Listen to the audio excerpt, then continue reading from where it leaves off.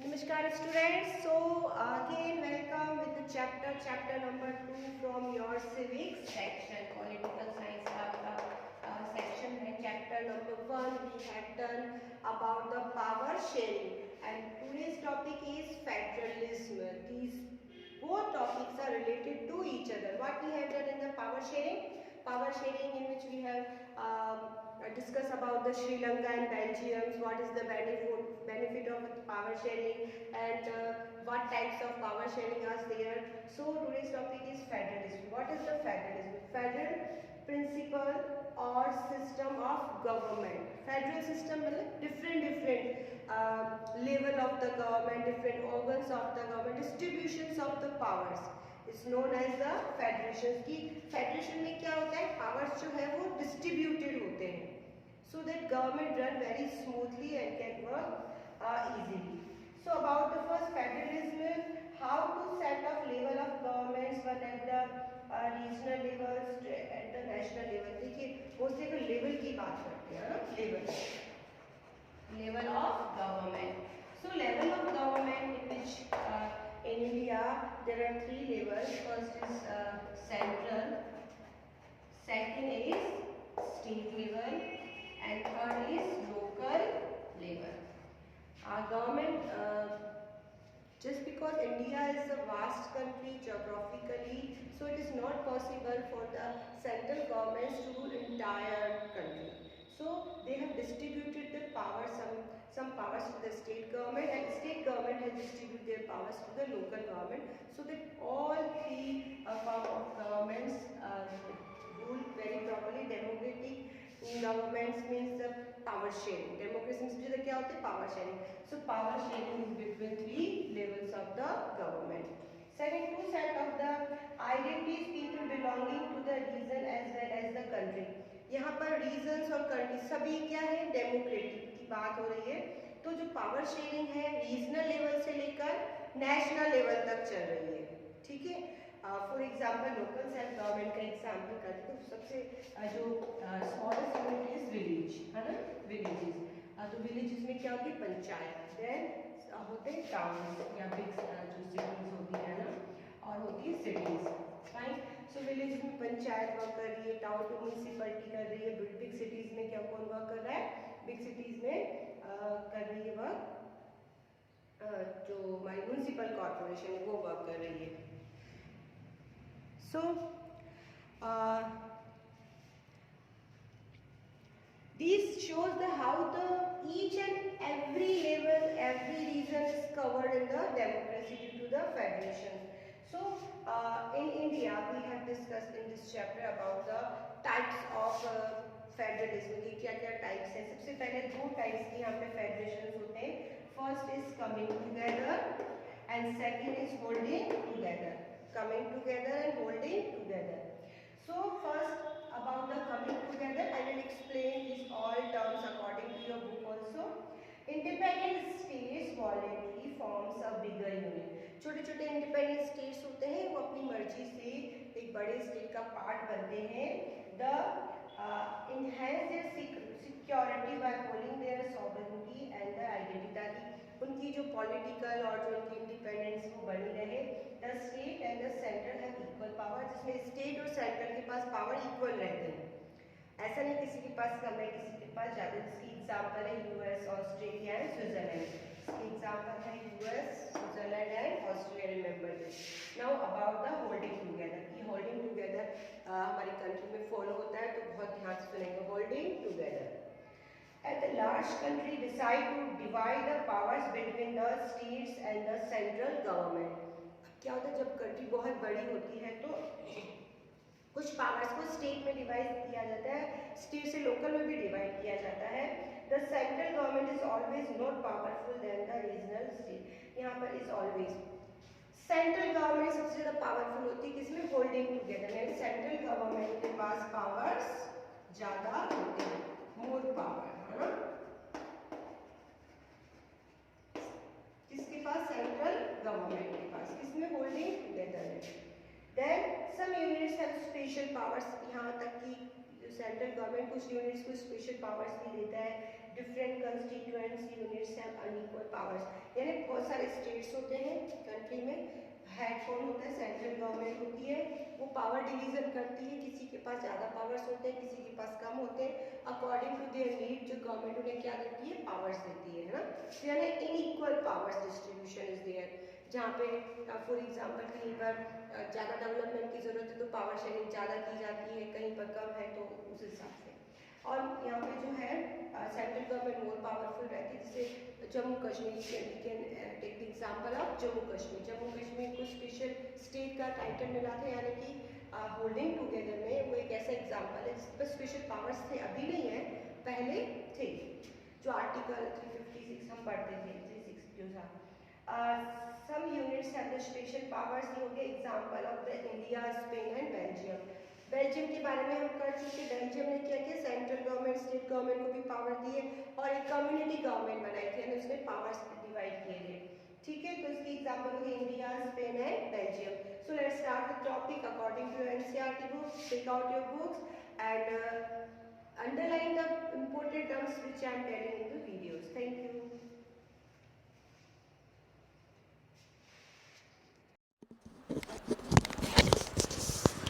So students, let's start this chapter number 1, federalism. Fine students, according to your NCERT book. Okay, so as I told you that federalism is related to the power sharing. Fine, power sharing. In previous lecture we have already discussed about the power sharing, so this chapter is related to it. So first is overview. This is your chapter number 1. First topic is what is federalism. What is federalism? So let's start. Let's get back to the contrast between the Belgium and Sri Lanka. देखिए हमने start वैसे किया Belgium, Sri Lanka, that we saw in the last chapter. You would recall that one of the key change made in the constitution in Belgium was the reduce the power of the central government and to give this power to the regional government. यानी कि central government ने अपने power किसको दे दी सबसे ज़्यादा, regional government को. Power sharing is very proper in the Belgium. Fine. So regional government exists in the Belgiums even earlier. They had their roles and powers, but all these powers were given to these government and could be withdrawn by the central government. जो भी powers दिए गए हैं अब वो central government withdraw भी कर सकती है. The change that took place in 1993 was that the regional government were given constitutional power that were no longer depend on the central government. अब क्या change किया गया constitution में कि all powers given by the constitution. So these powers is not taken by the central government. Next is thus Belgium shifted from the unitary to a federal forms of government. इसलिए कौन सी government थी, federal form of government. So thus Belgium shifted from the unitary to a federal form of government. Now there is two terms is given. Unitary means power sharing with the central government. To the federal form of government यानी कि power sharing. Unitary में क्या होता है, unitary में powers जो होते हैं central government के पास होते हैं, एक particular government के पास होते हैं. Federal में उसी का division होता है. तो unitary से किस में transfer हो गई, federal में. Which government? Belgium. Sri Lanka continue to be for the all purpose in the unitary system where national government as a unitary system where the national government has all the powers. अब यहाँ पे जब श्रीलंका की बात करते तो सारे powers किसके पास से, unitary system, national government के पास. Tamil leaders want to Sri Lanka become a federal system. Tamil leaders क्या चाहते थे, फेडरल सिस्टम चाहते थे. बट सिन्हाला है ना, सिन्हाला की बात की थी हमने, सिन्हाला कम्युनिटी पावर शेयरिंग नहीं चाहती थी। Federal is a system, now definition is coming, definition देखेंगे। Federal is a system, federalism is a system of government in which the power is divided between the central authority and the various constituent units of the country. Fine, so note down these definitions, you can underline this. Usually a federation has two level of government, mostly कितने level होते हैं, 2 level, ध्यान रखेंगे। One of the government for the entire country that is usually responsible for the few subjects for the common national interest. पहली कौन सी होती है, पहली होती है हमारी नेशनल गवर्नमेंट, जो सारे सब्जेक्ट जो नेशनल इंटरेस्ट के होते हैं उसके लिए रिस्पॉन्सिबल रहती है। The other are government at the at of level of the provinces और स्टेट। दूसरी गवर्नमेंट होगी हमारी प्रोविनेंस या फिर state government which look after much of the day to day administrating of their state, जो सिर्फ अपने स्टेट के लिए रिस्पॉन्सिबल होती है। both these levels of government enjoy their powers and independence to the of the other। अब दोनों ही जो गवर्नमेंट्स होती है, दोनों ही लेवल जो होते हैं उनके पास अपने अपने इंडिपेंडेंस पावर होते हैं।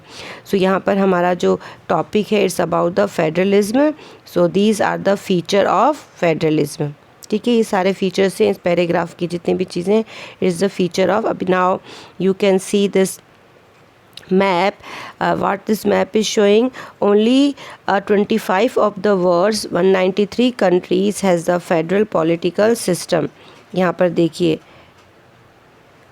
93 कंट्री के जो पॉलिटिकल्स हैं उसमें 23 जो हैं जो है उसमें फेडरल सिस्टम है।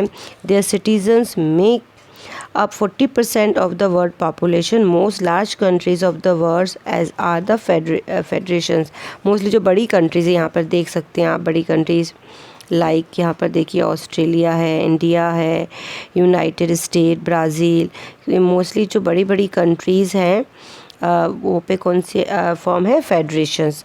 Can you notice and exceptions of the this map, यानी कि और भी इतनी सारी कंट्रीज़ हैं जहाँ पर ये फेडरेशन की ज़रूरत है।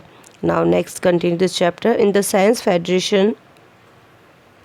federations are the contrast with the unitary governments. Under the unitary system either there is only one level of governments or the subunits are subordinate of the central government. The central governments can pass on the orders to the province and local government। central governments order दे सकती है किसे, local state government को। but in the federal system in the central government cannot order the state government to something। लेकिन federal system में क्या होता है कि वो पावर्स उनके खुद के होते, तो सेंट्रल गवर्नमेंट जो है ऑर्डर नहीं दे सकती किसी लोकल गवर्नमेंट को। But in the federal system the central governments can not order the state governments to do something. State government has the powers of its own for which is not answerable to the central government। अब जो state government की जो powers हैं वो it's given by the constitution, so it's not responsible for the central government.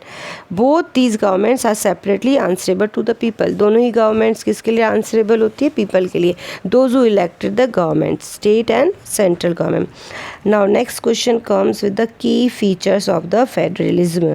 क्या क्या की features हैं फेडरलिज्म के। नाउ देयर इज 6 or 7 जो की features are there. So first इसको बहुत सिंपल लैंग्वेज में समझने की कोशिश करेंगे। They are 2 or more levels of the government. कितने लेवल होते हैं, 2 or more। Fine, different level of governments are same citizens but each tiers has their own jurisdictions in specific matter of the legislations, taxations and administration। different जो tiers है government के, चाहे वो state central level है, state level है या फिर local level है, सभी के पास क्या है, अपना जुरिडिकेशन, यानी उनको जो पावर्स मिले कॉन्स्टिट्यूशन से मिले वो उसके अकॉर्डिंग अपने लॉ बना सकता है, डिसीजंस ले सकता है, लेजिस्लेशन, टैक्सेशंस, एडमिनिस्ट्रेशन वो अपनी तरह से कर सकता है। Third is jurisdiction of respective level of tier of government are specified in the constitution। उनको जितना भी jurisdiction मिला it's given by the constitution, सब लिखा हुआ है उसमें, उसी के अकॉर्डिंग उन्हें पावर्स मिले। So the existence of authority of each tiers of government constitutionally guaranteed। जो जितने भी उनके अथॉरिटीज़ हैं, पावर्स है, वो constitutionally क्या है, वैलिड है। The fundamental provisions of the constitution can not be unilaterally change, इनको चेंज नहीं किया जा सकता by the one level of government. Such changes require the consist of both level of government. और कुछ चेंज भी होता है तो कौन करता है, दोनों ही लेवल की गवर्नमेंट कर सकती है. Next is court have power to interrupt the constitution. सिर्फ कोर्ट के पास पावर है इंटरप्ट करने का. These power different level of governments and highest court act as an umpire. High court किसका काम करता है, एक एम्पायर का. कोई भी प्रॉब्लम आती है तो उसे state government, central government, local government में कोई भी कॉन्फ्लिक्ट है, कोई भी इशू है तो हाई कोर्ट डिसीजन लेगा. हाईएस्ट कोर्ट जो है हमारा सुप्रीम कोर्ट एम्पायर का वर्क करेगा. Dispute between arise the different level of the government exercise to their representative power. जो रेस्पेक्टिव पावर में अगर उनको कोई भी प्रॉब्लम आता है तो. Next is sources of revenue for each level of government are clearly specified to ensure the financial autonomy. यहाँ पे जितने भी रिसोर्सेज है, रेवेन्यू होता है टैक्स, है ना, टैक्स जो होते हैं. अब टैक्सेस किससे कितना लेना है तो गवर्नमेंट ने क्लियरली स्पेसिफाइड किया है कॉन्स्टिट्यूशन में कि स्टेट गवर्नमेंट किस पर टैक्स ले सकती है और सेंट्रल गवर्नमेंट किस पर टैक्स ले सकती है और जो लोकल सेल्फ गवर्नमेंट है उसके पास क्या पावर्स है. Last the federal system thus has dual objective. 2 dual objective हो गए इसके यहाँ पे overall. First is to safeguard and promote the unity of the country. Safeguard का काम करता है, यूनिटी को रिप्रेजेंट करता है. While at the same times accommodate regional diversity. यहाँ तक कि डाइवर्सिटी को भी क्या करता है, रिफ्लेक्ट करता है. Therefore 2 accepts are the crucials for the institution and practice of the federalism. First is government at the different level should agree to the some rules and power sharing. जो different जो government के organs हैं, organs के जो part हैं, institution है, वो agree होते हैं कुछ रूल्स को लेकर पावर शेयरिंग के. They should not trust they should also trust each other. उन्हें एक दूसरे पर ट्रस्ट होता है. Abide by a part of agreement, क्योंकि एग्रीमेंट का पार्ट होता है. And ideal federalism system has to accept mutual trust and agreement to live together. इसको अंडरलाइन करेंगे. 2 एस्पेक्ट्स हैं, mutual trust between the central state government and agreement to live together. किसी भी conditions में वो अलग नहीं हो सकते हैं. The exact balance of power between the central and state government varies from one federations to another. अब जो बैलेंस ऑफ पावर है वो डिफरेंट जगह पे अलग अलग होता है. This balance depend mainly on the historical contracts in which the federations were form. There 2 kinds of routes in which the federations have been form. 2 kinds हैं यहाँ पे. The first is root involve the independent state coming together on their own form as a bigger unit. जब जो इन 2 independent जो 3 independent state जो हैं वो एक साथ एक बिगर यूनिट बनाते हैं मिलकर, उसको कहते हैं coming together federations. By pooling sovereignty and the retain identity they can increase their security. अब उनसे उनकी सिक्योरिटी बढ़ती है. This type of federations call the coming together federations. इसके एग्जांपल्स याद रखेंगे, यूएसए, स्विट्ज़रलैंड एंड ऑस्ट्रेलिया.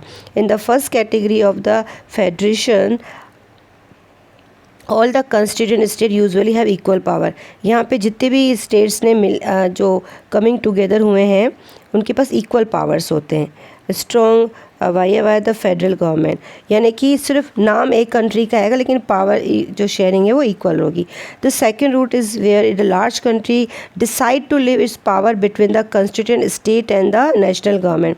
अब दूसरा जो टाइप आ रहा है हमारा होल्डिंग टुगेदर, वो सेकेंड रूट है. इसमें कंस्टिट्यूएंट जो स्टेट है नेशनल गवर्नमेंट के बीच में पावर होते हैं.